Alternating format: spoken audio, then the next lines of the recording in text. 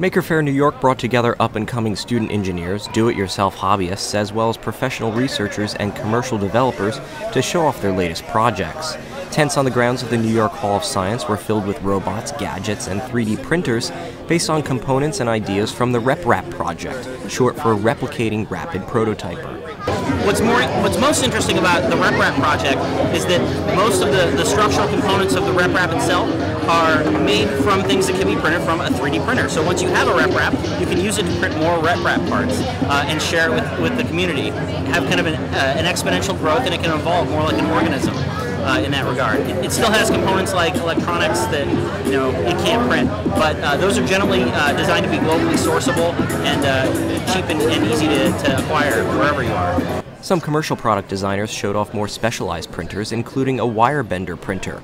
The wires can be printed from an SVG file made in Illustrator, for example. We made the wire bender because we have a lot of 3D printers and CNC equipment, and all those things are really good at printing volumes, and laser cutters and routers are really good at planes, but we didn't have anything to help us prototype lines in space. So if you're doing a chair and you wanted to do chair legs, things like that, there wasn't anything really available.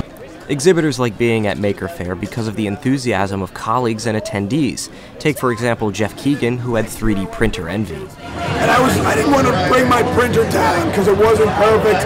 Eventually I was like, that's it, I got to bring it down. The third year I'm bringing it. So I brought it down to show off.